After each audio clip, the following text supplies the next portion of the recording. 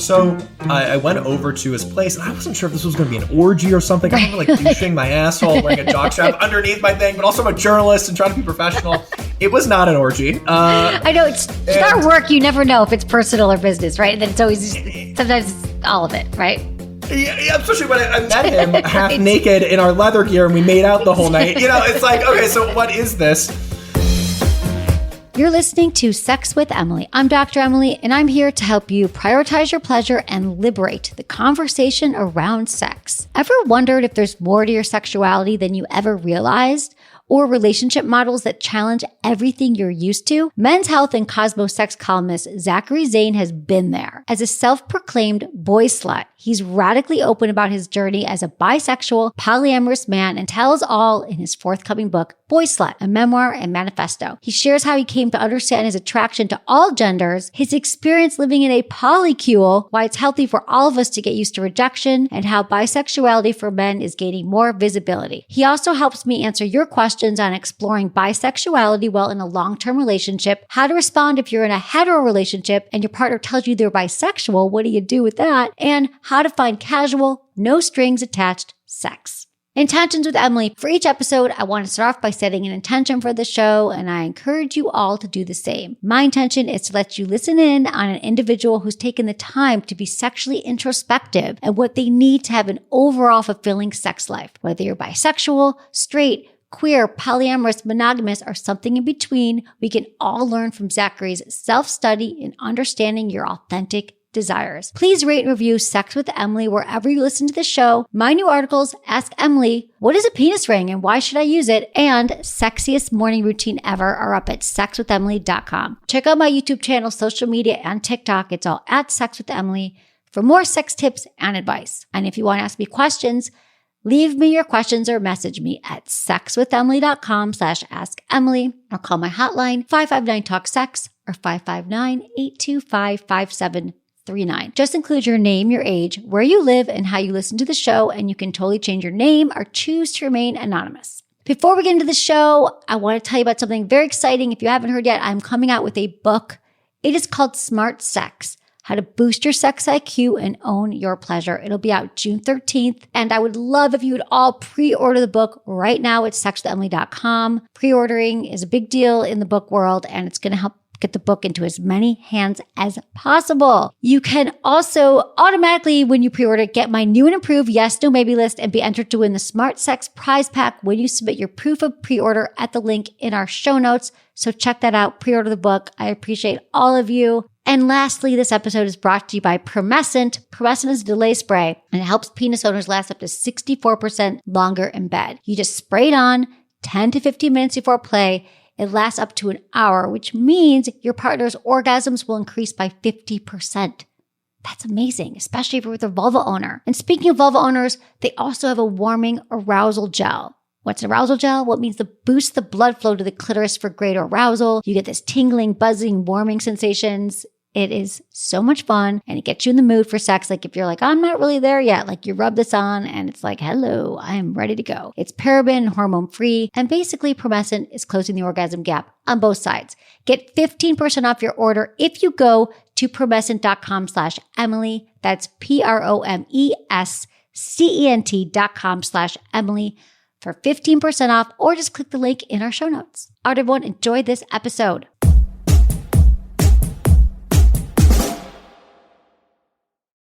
By now, you've probably heard my Magic Wand story. It's a brand that's been part of my personal journey for more than 20 years. But no matter how many times I sing Magic Wand's praises, I'll never be able to fully capture the story of this incredible brand. Well, now journalist and author Kate Sloan just completed a limited audio series documenting the history and impact that Magic Wand has created over the last 56 years. It's called Making Magic. And the series chronicles Magic Wand's incredible brand story through interviews with nearly 40 experts, performers, business owners, educators, and fans. So I got a sneak preview of the series, and what I loved is that Kate weaves together snippets from all their interviews into this amazing story arc. She covers Magic Wand's journey from appliance store massager to its legendary influence on culture and sexual independence, and it's all just fascinating. The first episodes of Making Magic are available now at makingmagicseries.com or on all popular podcast platforms. Just search for Making Magic or visit makingmagicseries.com today.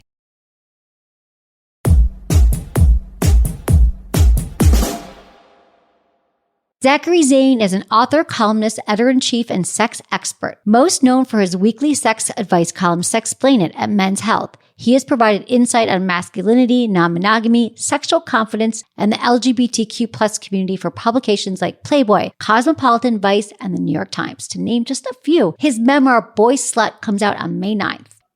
Congratulations on your book. I know it comes out just May 9th, very soon. Yeah, very soon. How are you feeling about it? Excited? Very excited now. I think like 6 months ago, before I had received like any feedback whatsoever, I was like crying over it once a week. Like I was truly freaking out because it is so vulnerable and so personal, and it's writing. I think people assume that because I write about raunchy sex and I have this digital zine, which is like has explicit graphic sex, that I'm like an open and vulnerable person. But for me, discussing sex or like raunchy sexual experiences isn't actually that vulnerable versus looking at my relationship with my family or the way that I handle rejection or all the ways that I've accidentally treated my partners poorly in the past and reflecting on it. Like that's so much more vulnerable for me than writing about my hairy butthole or whatever I'm writing about. You know what I mean? So people kind of mistaken that like my sexual openness with a vulnerability. And this book to me is like significantly more vulnerable than anything else I've ever written. Yeah, well, I think it's really, really brave. And I think it's so beautifully written and it's funny. How has your sexual journey shaped who you are today? It's a big question, but I think it's even influenced me more. Like I've created a brand out of my sexuality. You know, my life, as is yours, is talking about sex and relationships. And I specifically focus in the realms of bisexuality, sexual fluidity, ethical non-monogamy, and then also just like kink positivity and BDSM. But like the fact that I kind of almost created a career out of this was because I did not want to have to live a split life. Like the reason why I spoke about bisexuality, I didn't want to have to ever come out in the workplace. I never wanted to have to lie about what I did this past weekend. I did not want to have to not be open to my colleagues that I have actually a boyfriend and a girlfriend or whatever it is. So I really created a life for myself that allowed me to be so sexually open and so who I am because I did not want to have the split life. There's a question that came in, and we get this question a lot. So I kind of want to start with that. I would love to get your help answering a lot of our listener questions. And I just think that really the way you talk about bisexuality is just something that we really need, especially we hear that from men. And so this came in from Josh, 47 in Virginia. And he says, "Hi, Dr. Emily. I read and enjoyed your recent article about exploring bisexuality." And he says that you said that most people who contacted you with that question were vulva owners. Any speculation why? I've been struggling with the lack of male penis owner bi representation. It seems like there's more acknowledgement of female bisexuality, but a lot of people don't think it exists in men. It definitely held me back even after dating bi women. Thanks. And so I feel like that really is your brand and who you are truly authentically is that you are identified as bisexual. It hasn't been an easy journey, it hasn't been accepted, but you've kind of plowed through and really shown through sharing your own vulnerability and your own experiences what it is like being, bisexual. But why is that? Like, can you talk about your own journey and kind of like help us here, help Josh here, help everyone? The way that we perceive like male bisexuality versus female bisexuality is quite different, and then non-binary bisexuality as well. But of course, there's this idea that if you're a man and you identify as bisexual, you're using it as a stepping stone on the way to be, full-blown gay. And that is beginning to change. I really like the amount of bisexual visibility we had like 12 years ago when I was struggling with my journey and Googling it versus what we have now is huge. So I do want to mention that we have come a lot further. There is more visibility now than there is before. But I still think there's this stigma and connotation associated with bisexuality and bisexual men in particular. It's also, I think, partly like the world is divided often into gay and straight. It's like there are gay clubs, there are straight clubs. And so for so long, I feel like if you were bisexual but skewed in terms of attraction towards men, you would be like, okay, I'm gay. And that would be the label. And if you were bisexual, but, predominantly attracted to women, you would kind of stay in the straight sphere. So people were honestly, because of the way the world was divided, had to pick a lane. And what's been interesting as I write the sex and relationship advice column at Men's Health called Sexplain It, is the number of readers who write in who are like used to identify as gay men and they're in their 40s and 50s. And they'll be like, so I think I'm bi, but when I was coming out 30 years ago, it wasn't a thing, like it was just people didn't use the word the same way. I'm in an open relationship with my husband, but I feel like if I want to sleep with a woman, I feel like he'll like have a panic attack and freak out. So I'm seeing these men who've previously identified as gay being like, I'm actually, now that the world is no longer as torn into gay and straight, bisexuality is an option. I also think a lot of the stigma still lingering from HIV, specifically for men. There's this idea that, bisexual men who were discreet or on the quote unquote down low were the ones having and spreading HIV. And there is some data and research that supports that a little bit. But like one thing that's really important to recognize is there's a difference between a closeted bisexual man and an open bisexual man. And when men who are open and embrace their sexuality are still honestly receiving some of the stigma as if someone who is closeted and lying about it, when that's actually not the case anymore. Also, some of just the connotations and stereotypes associated with bisexuals, we're greedy, we're perverted, we're incapable of being monogamous. And in my case, I am greedy, perverted, and incapable right. of being monogamous. But I think it's also perfect, in that vein, though, it's also important to differentiate between stereotypes that are inherently bad and ones that are just like bad because we're stereotyping. There's nothing wrong with being slutty. Obviously, you don't assume that every bisexual you meet is slutty, but there's nothing wrong with that. There's nothing wrong with being non-monogamous. And this was something I know I struggled with too, where I almost, because there was such little bisexual visibility, I almost wanted to paint the bisexual brand like or depict it perfectly, being like, I am monogamous and I only want sex with my partner and I never miss, when I'm having sex with a woman, having sex with a man, but that's not true. And I think what's important is being honest about that and communicative and open about it. Like, I know I will never be satisfied with just one partner of one gender. So I date non-monogamous people. I'm very open about being polyamorous and trying to achieve that. There's nothing wrong with that. I love that you're so open. I mean, that's the thing, is that your book really gives people permission to explore because it's not wrapped up in a nice, tight little bow, right? You're like, this is who I am. This is what I've experienced. And I love that you also take people on the journey through your own sexual history from like a young age, realizing who you were attracted to and kind of that your parents were even permissive. And a lot of your book too is about unpacking shame. So maybe we could talk about that too, about how you've worked through shame in understanding, your own sexuality. One of the best ways I was able to overcome sexual shame, and what I talk about so much in the book, is through finding my community, which is through finding my people, finding my chosen family. I, especially being bisexual and feeling like for years I was the only male bisexual in the planet, which of course is absolutely ridiculous, but there wasn't much male bisexual visibility in media and in the people I met. And the guys who I knew in college who came out as bi then would come out as gay shortly after. So everyone I actually knew used it as a stepping stone. And so I felt so alone. I felt so isolated. I felt so confused. I felt like I was not part of the community.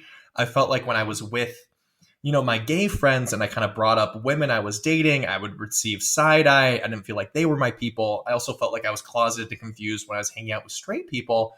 And what really changed for me is finding a kinky, bisexual, polyamorous family in this community, in this chosen family that embraces me for all of me. And I don't feel like I'm hiding. And that, especially queer people, we really often talk about chosen family, and it really is so important. And I feel like it's honestly become this like buzzword, and I don't want it to mean that. But like for me, until I felt like there were others like me, people who accept and embrace all of me, I wouldn't have been able to get over my sexual shame. The interesting thing that you say too is that it's not even you. A lot of times we point to religion, right? People grow up in a religious background and it's because they, grew up that it was wrong or they were going to go blind or all these things were terrible. But you actually grew up in a very open home. One of your like great quotes here from your book was that like you You didn't grow up in a homophobic, sex negative household. You grew up in a very liberal, queer affirming household, and you were still had shame. But you didn't even have the messages from society. You was open, but a lot of us are still plagued with shame, right? It was still, well, I still had the messages from society, but just not from my parents. And I think that was something that was important for me because a lot of the books that are out, it's often, especially like queer memoirs, it's very much like this little gay boy from the South who gets kicked out of his family for being religious and then moves to New York City, finds his chosen family, and like his trauma is valid and important. But like as someone who didn't experience all of that, I almost felt like guilty, where I was like, wait, why do I have so much sexual shame when I have no reason to? And one of the things I wanted to depict in this book is that like, even if you grow up in this queer affirming sex positive household, sexual shame is so pervasive and it is so insidious. So even though I had great parents, that still didn't combat what I learned from my teachers, my friends, peers, culture, the media, everything I was reading. And so what I was trying to say was like, no matter who you are, you do have sexual shame and it is valid. And maybe just because you didn't get kicked out of your house or experience some like sexual trauma or shaming, you still very likely have sexual shame. And it's something that you need to unpack and still work through. I love the chapter when you talk about the typical questions you get asked as being a bisexual individual. Can you share some of those and how you respond? Because those are the questions people ask. I know there's so many of them. Is it a stopover? What's the difference between having sex with a man and a woman? Like what people just, there's a lot of questions. They need you. There's a lot of questions. And I think one of the things I was trying to express in this is like something where intent does go a long way. Obviously, you can be good intended and still cause harm, and I'm not necessarily discussing that, but there are people who are asking me about my bisexuality, especially gay and straight people who are doing so because they almost take this like perverse glee and trying to be like, you, someone who proudly identifies as bisexual, actually is not bisexual. And let me get you in a gotcha moment where I'm like, what do you do? Why are you getting so much joy from this? Why do you care?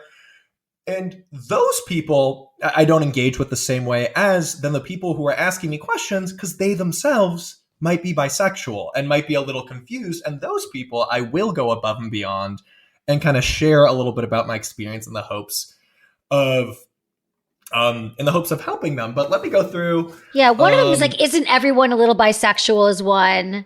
Or I feel like bisexuality is very hip right now. Yeah, isn't everyone a little bisexual? And I feel like that can be asked in a couple of ways.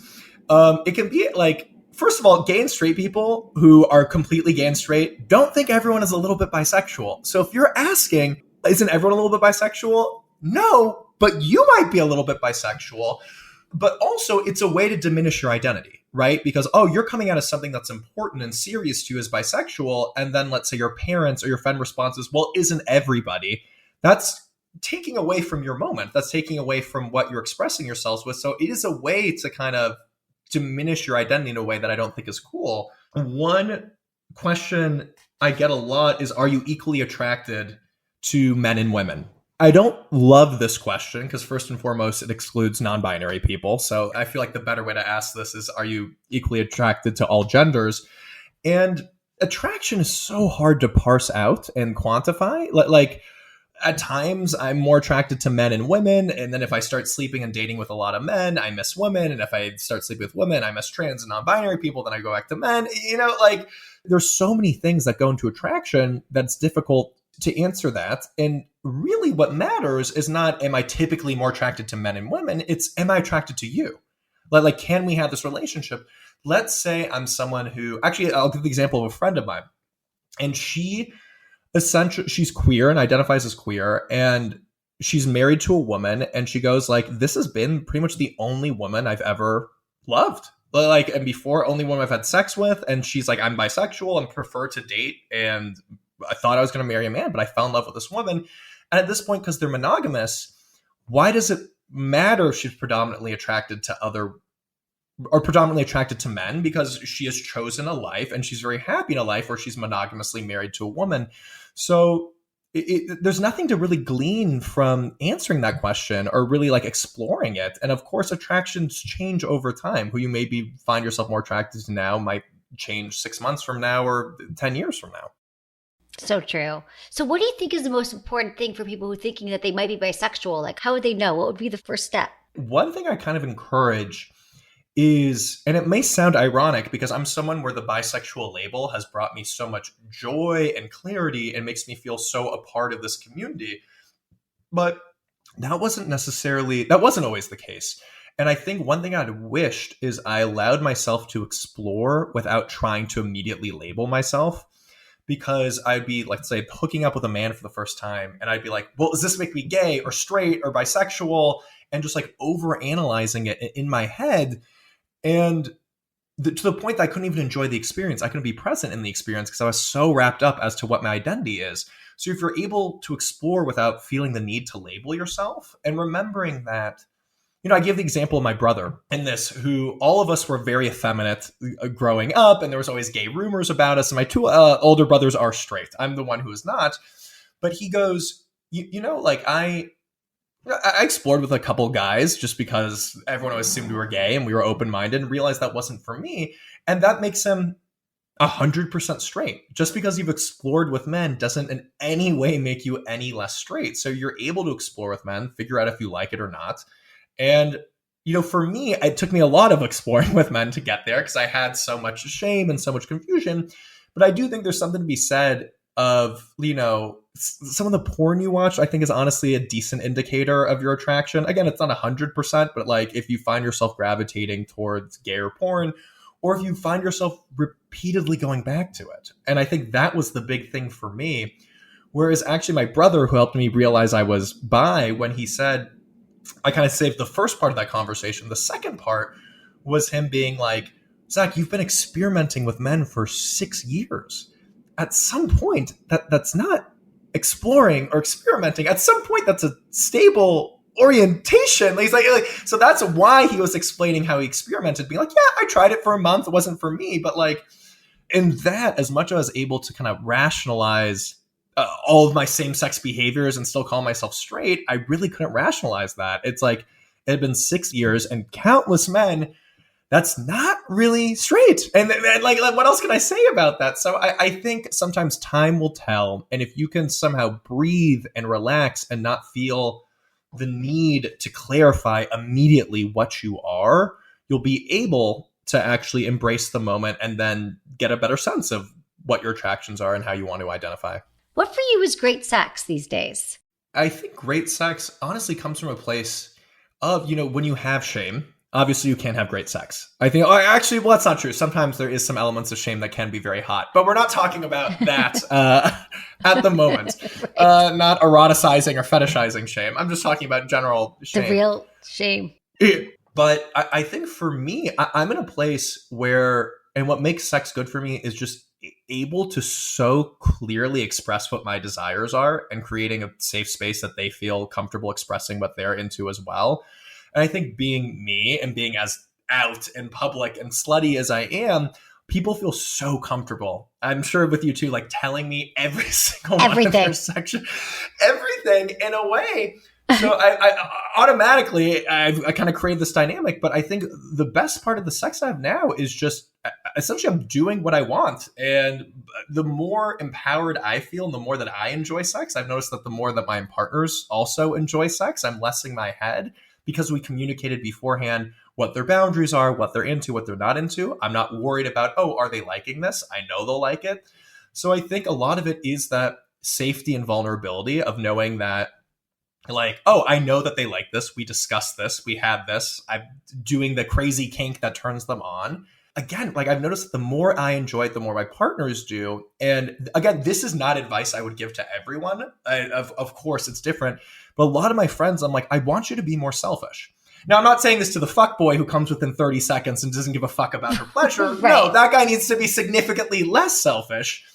But a lot of my friends who I can tell, the way they talk about it, it's like they're so focused on the other person's pleasure. They're so worried that the other person is or is not getting off. And I'm like, honestly, like, what if they're doing the same thing for you? Then neither of you are having pleasure and you're both focusing on each other's pleasure. And it's like being allowed to enjoy it and embrace it. And of course, check in. But like sometimes with these friends, I'm like, I want you to be more selfish. I want you to say what it is that you can do, or what they can do for you. And I want you to enjoy it as well. So allowing yourself to be selfish in a way.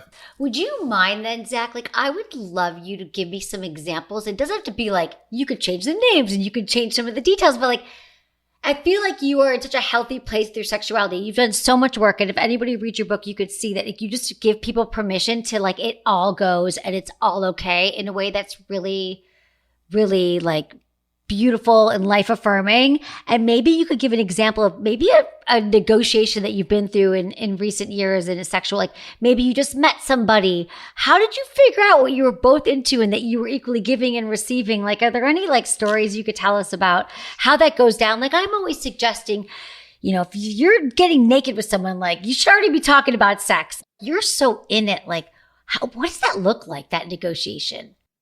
I mean, there's a way to ask it in a way that's fun and not just going over a checklist, right? Although I definitely have some partners where I'm like, quickly, boundaries, intentions, desires, as we're like rapidly getting undressed. And they're like, I'm into XYZ, blah, blah, blah. I'm like, I'm into XYZ, let's fucking go. I understand, probably not the most normal thing to do. And that's also, as someone who's sex positive, knows exactly the language to use. But I always just like to ask, what really turns you on? It's such a simple and easy question. Mm-hmm. And from that, it really shows like they'll eventually, sometimes it takes a little bit more tooth pulling than ideal. And that's just because some people are not comfortable expressing it. Some people are so new to it. Honestly, I don't run into that as much anymore because the people I date and meet are all part of this bisexual, polyamorous, kinky scene. So they're all very comfortable. But with that, you know, if I notice they are nervous, I kind of slow down a lot and being like, hey, well, because especially if they're like, oh, I'm not sure, whatever you want to do is fine. I'm like, I don't know how true that is, you know. And then you can always give examples. Do you like getting eaten out? Do you like going down? What type of head do you like receiving? And just like kind of making it a little bit easier for them to just say like, oh, yes, I like this. I don't like this. But I think it's one of those things where if you're not uncomfortable or awkward about it, your partner won't be. And I think because I can approach this from a place of just like, I smile, I ask, I look them in the eyes, hey, what really turns you on? And I don't like, they feel very comfortable and empowered to express this. But unfortunately, if you're like awkward or uncomfortable about it, often that will create a vibe and they'll be awkward and uncomfortable about it. Is there a way that you vet partners? We could give people tips to like, how do you find someone who's going to be sexually open about sex? Like who's going to be open to have these conversations and not waiting till it's too late? Because I think it's still not commonplace.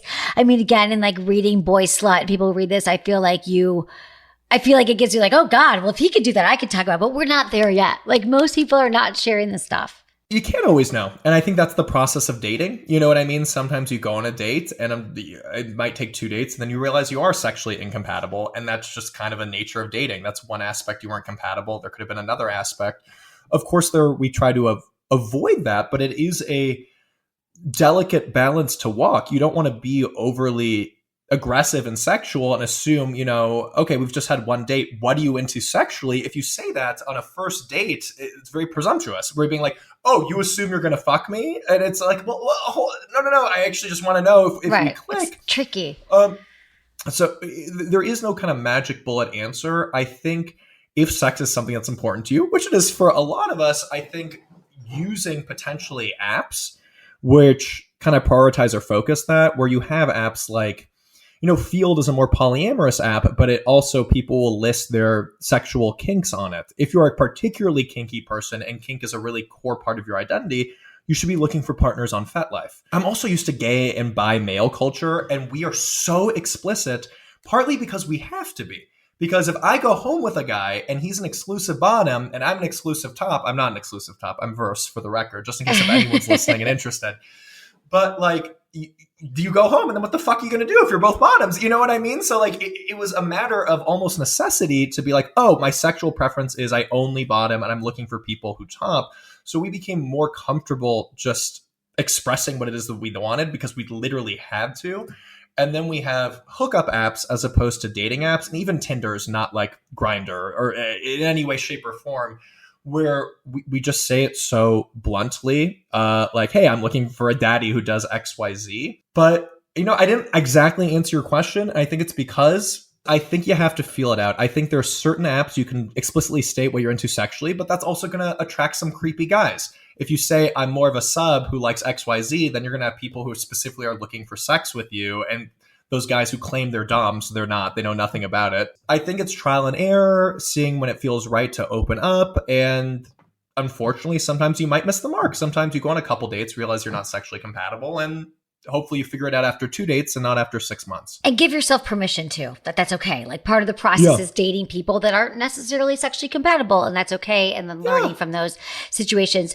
I love that you also talk about rejection. You have a whole chapter on rejection or whole, and it's definitely so much more prevalent right now with a lot of the apps. But can you talk about experiencing rejection, how we can move through rejection, and like how come it's healthy for us to have a little bit of both? It's so tough because so much of getting better, I think, at rejecting people and being rejected yourself is age. Unfortunately, I just feel like when you're 19, 20, and it's almost like your sample size isn't as large, and it feels like the world is ending because you'll get rejected.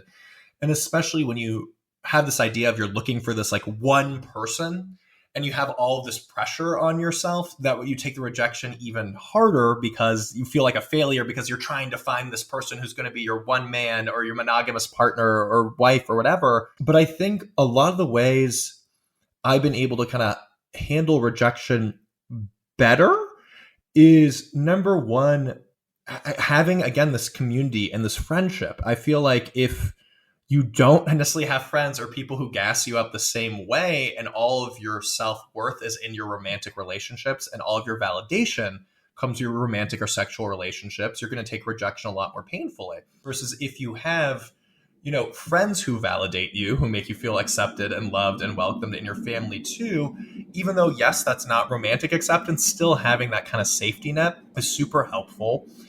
And it's a weird thing because over time, you kind of realize that nothing changes. And I'm not trying to diminish how painful heartbreak can be. And I kind of go into how, like, neurophysiologically, it actually is very similar. Like how we experience pain physically is like similar things fire in your brain to actually like emotional rejection. So such a good point, though, for people to realize it. Like literally you feel like you are in physical pain when someone rejects you. So of course we avoid it, right? But we're not, and we can move through it. And like I wake up the next day and I'm still me. Yeah, I got rejected. It doesn't matter. And if you can learn, again, it's like one of those things my therapist always says is, it's like, you know something, but do you know it in your body? And this is one of those things where it's like, that of course there are a million fish in the sea. You're not everyone's cup of tea. Some people aren't going to like you. Also, they have their own bullshit going on and might have nothing to do with you. And while you know that, you don't know it and feel it in your body. But I do think over time, it just gets better. But I think it, like, in terms of practicing, I don't know. It's tough. No, it's all great. I wish I had an answer. No, I do. I love that you talk about it because I feel like it's for us to realize that that's part of it. And if that's what's keeping people from dating and putting themselves out there, I think you have a great perspective on it. And I also love your chapter on therapy because I don't think I go a day without telling somebody like the importance of therapy. And you basically give people a list of principles to follow in case they can't find a good therapist, which I love, or can't afford one. So what are the important things? First off, what have you learned about yourself in therapy, particularly when it comes to sex and relationships? I think they should just get your book, Boyslut, to read about it because I just love that you make it so granular for people. But what are the most important things that you've learned in therapy, especially when it comes to sex? I'm looking at this chapter and I want to pick, let's see, what am I figure out when you stress issues. I think with regards to sex specifically, and this is the first one on the list, which is figure out what you want and ask for it kindly. It seems so simple, but I think a lot of the times people don't know what they want. And so you have to explore and figure that out. And then people are too afraid to ask what they want because, again, they fear that rejection. They fear they're going to be labeled a pervert or disgusting or slutty or loose or whatever it is. But if you can get over that fear of rejection, and if, again, ask people kindly, and a part of asking people kindly is gracefully accepting their no and a gracefully accepting the rejection. If it's something where you're not sexually compatible, you do not try to coerce them or manipulate them or do anything like that. You say, okay, great, thanks for letting me know. And then moving on to find someone you are more sexually compatible with. But yeah, for people who are still exploring and new to this, it's try many different things, see what you like, and then learn the best way to ask for what it is that you want. It's simple. Don't go away, because when we're back, Zach helps me answer more of your questions around jealousy and exploring your sexuality later in life.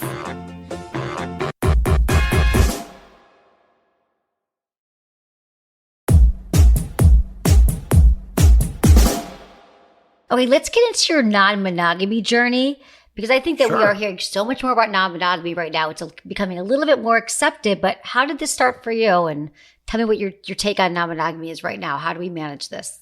Yeah, sure. It almost seems like everyone and their mother is now non-monogamous. And I just got a new non-monogamy column, actually at Cosmo. And congratulations. You're doing so many cool things right now, Zach. Thank you. I'm trying. Yeah, love it. So I've been non-monogamous for about a decade now.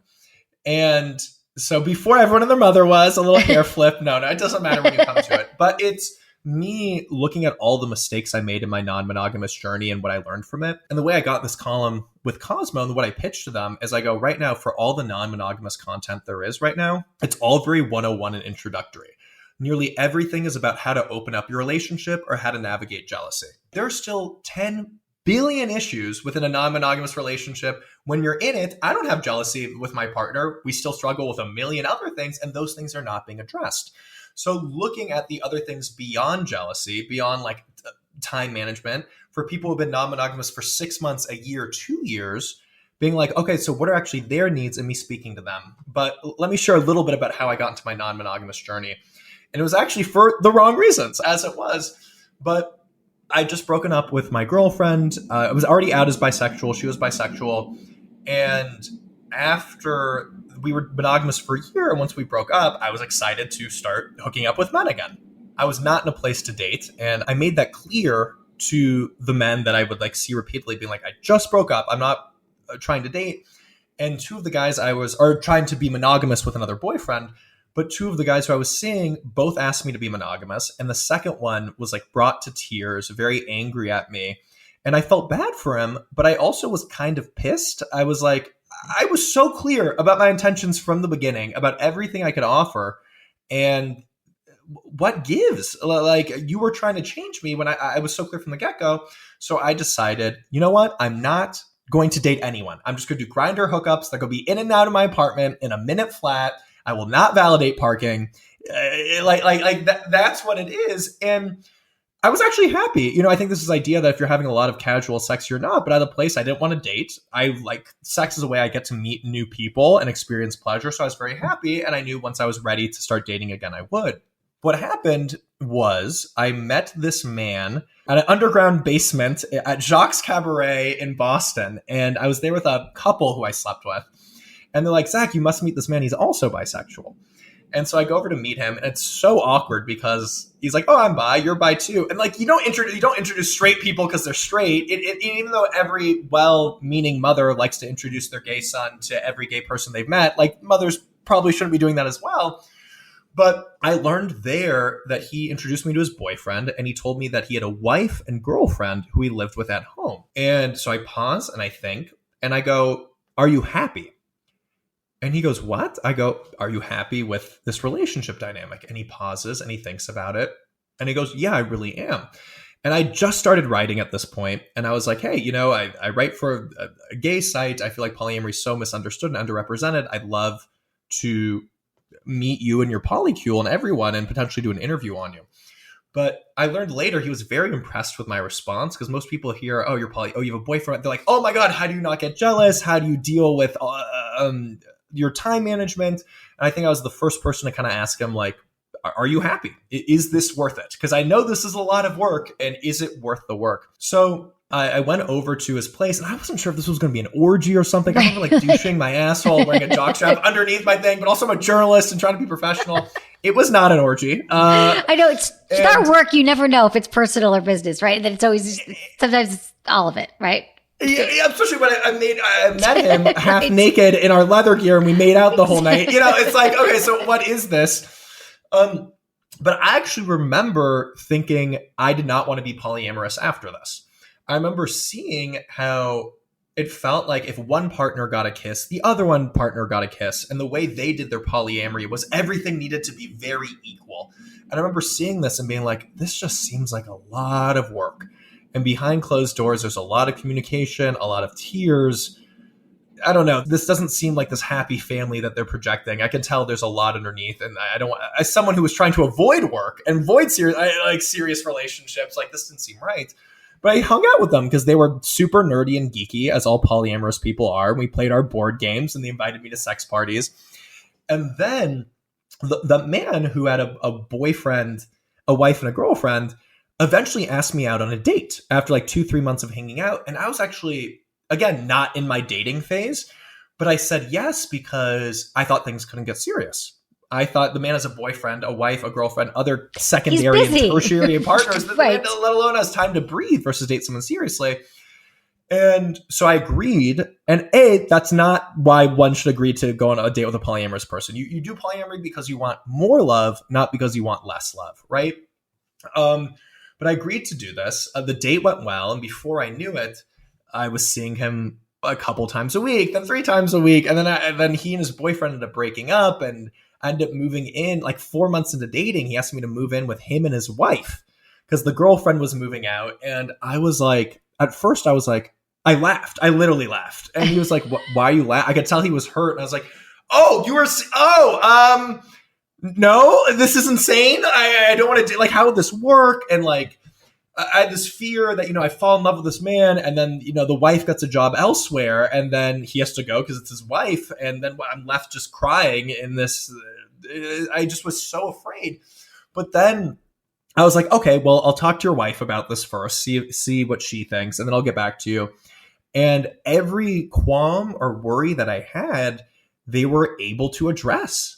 When I was like, I was like, okay, I had a list of 1 million questions about like, how is this going to work? Like, what happens if you guys invite someone over for sex? Like, hey, it's weird in the beginning, but if it's uncomfortable, I'm happy to have sex elsewhere with someone else. I'm like, so I have to leave the house if I'm going to have sex? Like, no, it's whatever you feel comfortable. Like, pretty much no matter what I said, they handled it beautifully. And the answer was always communication, right? The answer was, hey, if you're feeling uncomfortable, just express it. If you're jealous, you just express it. We can work through this. We love each other. I love you for him. And I really expected that I'd be able to kind of poke holes in their answers. And then when I couldn't, I was like, oh, shit. I can't logically figure out a way to not do this. I guess I'm moving in with my boyfriend and his wife. And I was 25 at the time. And very much like the general sentiment of YOLO was in the air. And I was like, you know what? I would like to experience this. I know it's not going to be, or it's probably not going to be forever. And that's okay. This will be a year of my life. And it really was one of the best years of my life that I've ever had, and was the healthiest living arrangements that I've ever had. And I'm really happy I kind of went for it. What'd you learn? I learned how to communicate. I think like you just can't not with polyamory. I also learned the style of communication that I like. And he was very good, where I've had partners in the past where if I kind of try to express something, it ends up boiling up into a huge argument in a way where I'm like, or they kind of go and are quick to pull out like trauma cards where they're like, well, you don't. I'm like, oh Jesus. Yeah. Like, and now I can't say anything. And then I became so afraid of addressing issues. And I've had partners where I'm like, I'm afraid to answer the phone because I don't know what it is it's going to be about today. And I'm kind of losing my mind a little bit. I want to support you, but I feel like I'm walking around eggshells. This isn't helpful for me. This isn't helpful for you. How are you experiencing this?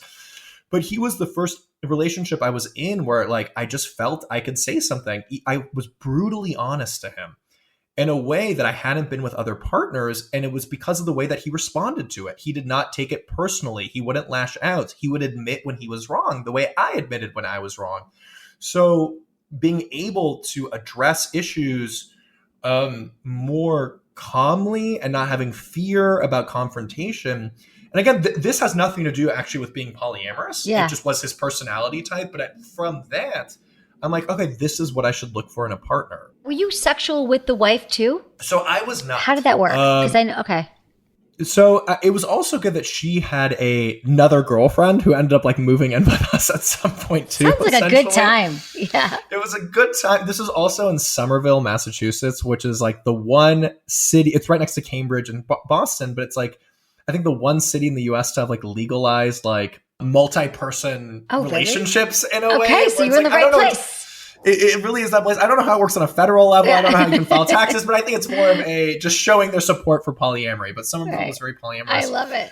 But I think, we all would hang out together. We'd have family dinner. We'd play games. But like we just weren't sexually intimate. And the way it worked is we each had our own bedroom. So it was 3 bedrooms. And I'd say 6 days of the week I was spending them with him, or 5 days, and then maybe 1 week one night he'd spend with his wife. One night we just all might spend alone differently. I'm tired. I'm grumpy. I have an early day at work. I don't want you rustling around in bed. And then also if someone came and slept over, then we had like a spare guest room. But I think it kind of worked out because his wife also had another serious girlfriend.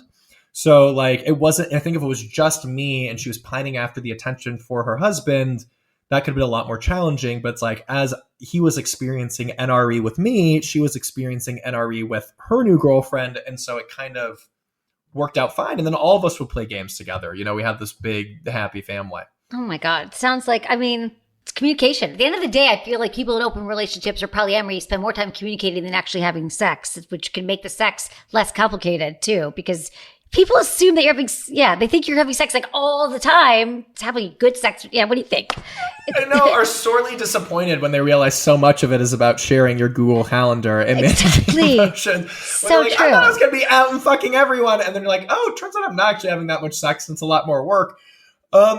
But again, I don't know, and this is maybe a controversial thing to say, but I have a lot of friends now in the poly spaces who I feel I don't want to gatekeep, but I do sometimes question, like, why do you want to be non-monogamous? Like, why are you polyamorous? And I have these friends who just like every step of the way, it is so painful for them.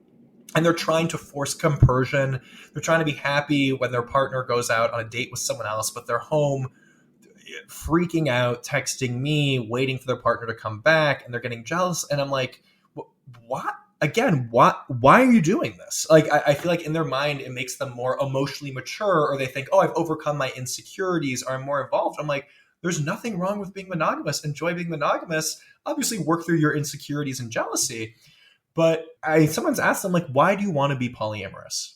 And if they can't really answer that question, I almost feel like some people, it's just not for everyone. And that's totally okay. But a lot of people I'm seeing are forcing it right now. And I don't think that's helpful. I love that all the talk about non-monogamy, which is what you do in your book and what we're seeing more and more of, is that it just gives people permission, because monogamy isn't for everybody. So it gives them permission to see how it can actually work. But I think that people can overcome jealousy too if they want to, or manage their jealousy. I don't know that you overcome it.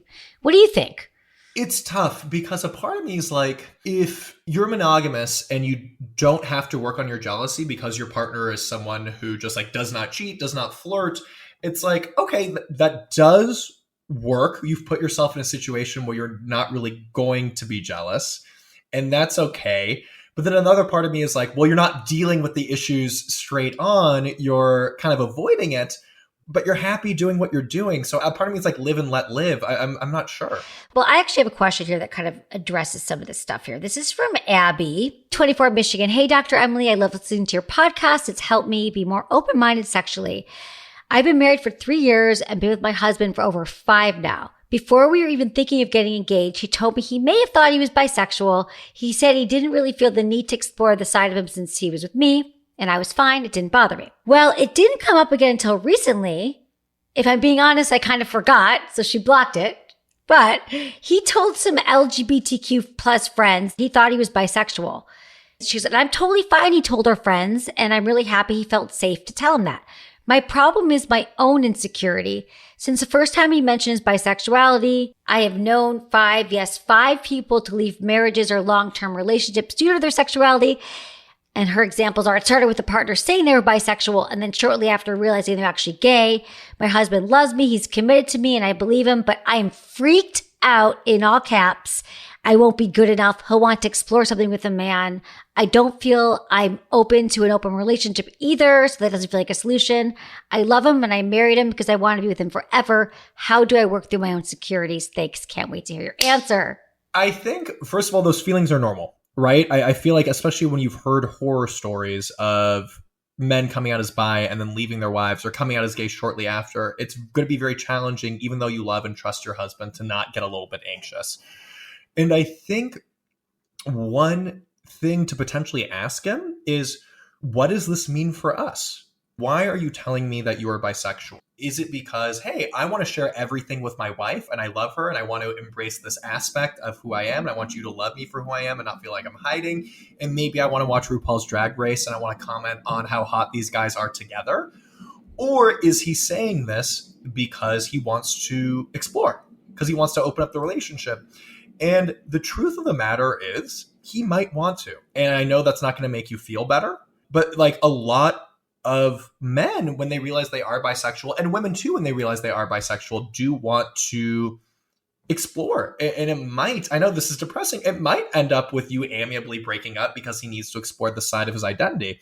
But what you can do in the meantime is just ask, is literally ask, being like, hey, I'm worried. I know you say you love me, but you've been coming out. I want to support you. And I know this, I'm not someone who really can see myself in an open relationship, but I'm worried that eventually you'll want to open up or you'll feel this need to connect with a man.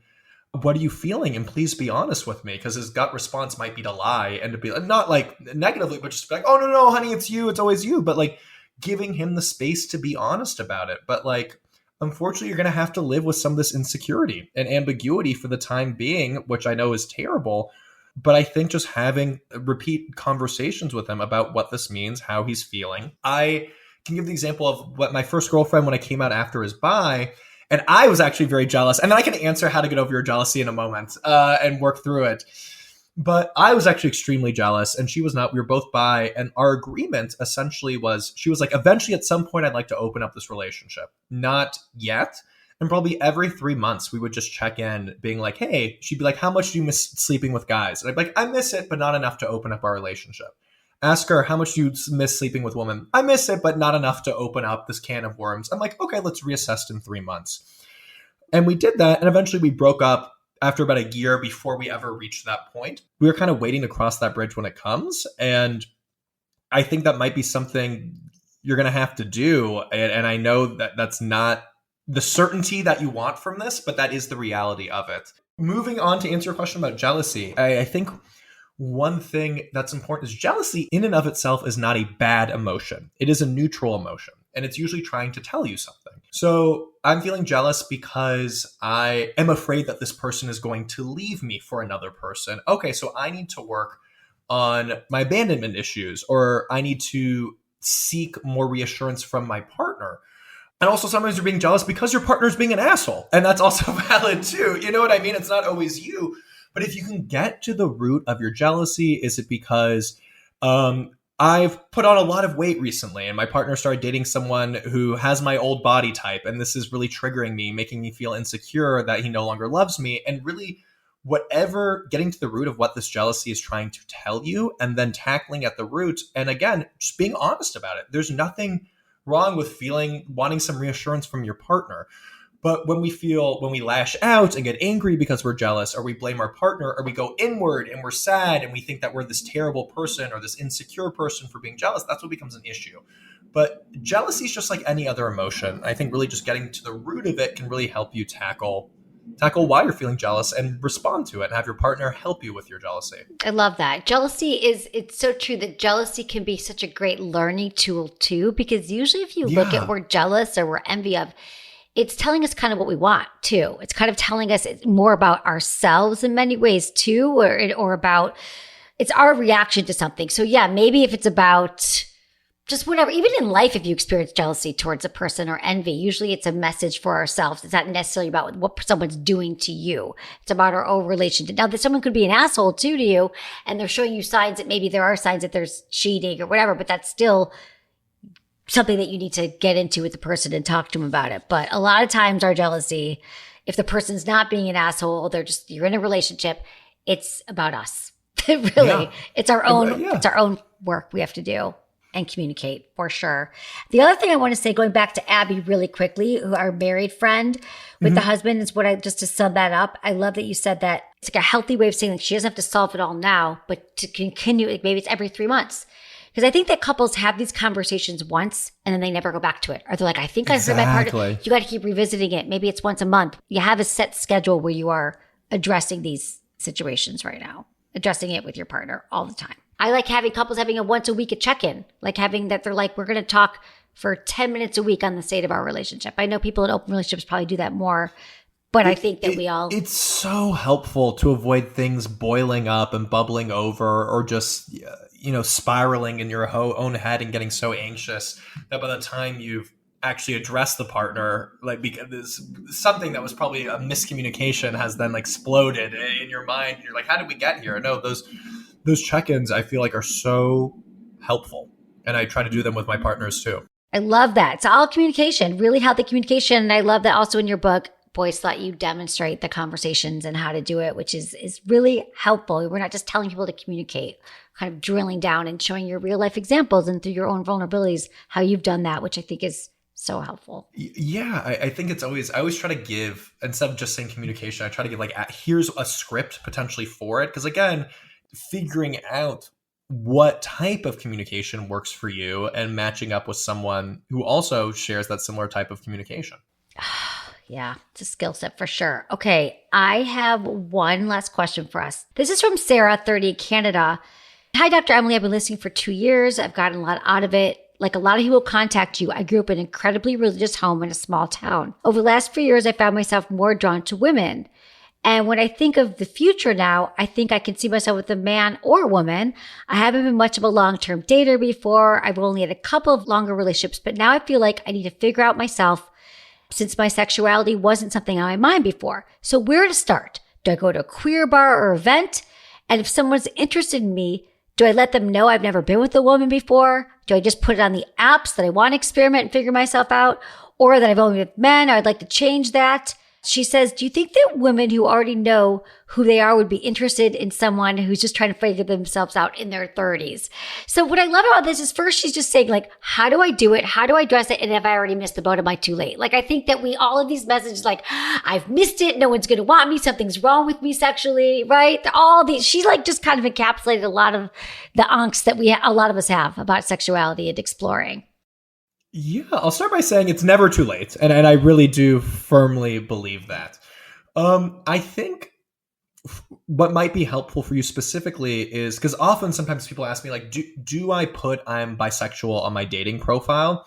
And I always say yes, because even though you weed out significantly more people, it's the number of times I've been on a date with someone on the second, third date, I come out as bi and then I'm immediately ghosted. And so I think you should not put that you're bisexual, but I think you should do it on dating apps and just say hey, I'm new to my sexuality and I'm exploring dating with women. Would love to meet up.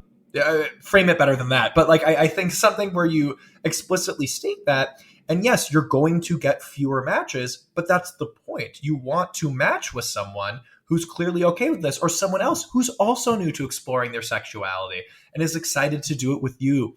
So I think if you're actually more direct about it in the beginning, even before you match with people, that's going to kind of lessen the anxiety, because by the time they've matched with you, they're okay with this.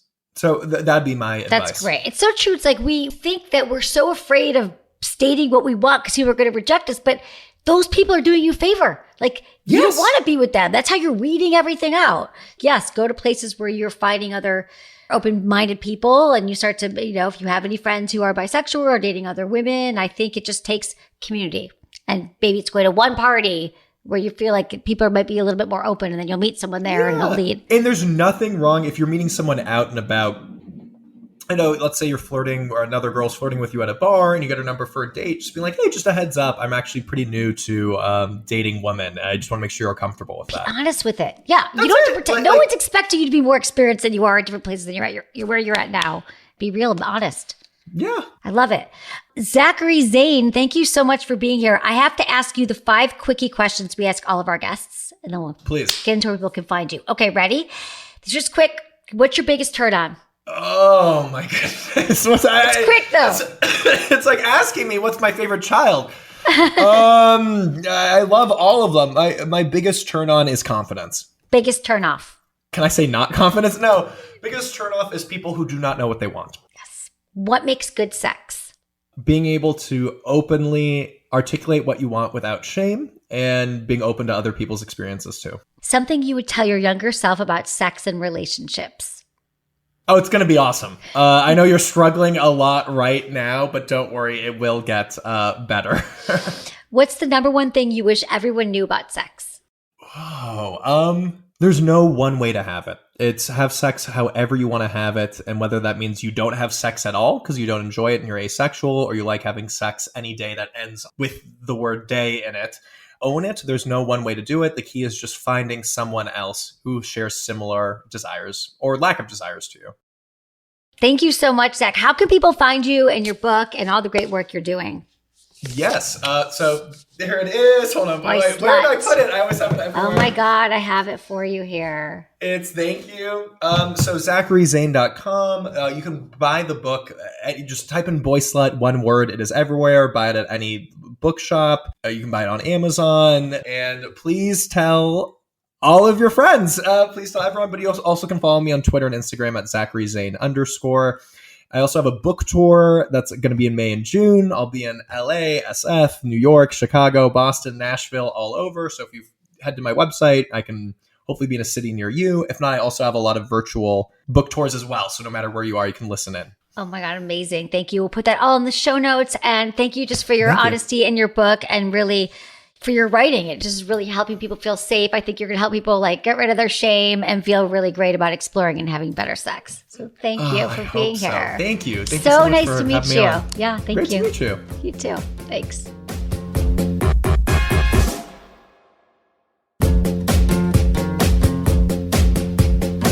That's it for today's episode. See you on Friday. Thanks for listening to Sex with Emily. Be sure to like, subscribe, and give us a review wherever you listen to the podcast, and share this with a friend or partner.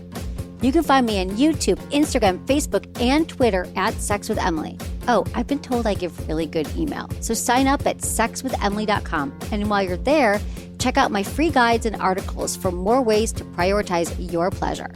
If you'd like to ask me about your sex life, dating, or relationships, call my hotline, 559-TALK-SEX. That's 559-825-5739.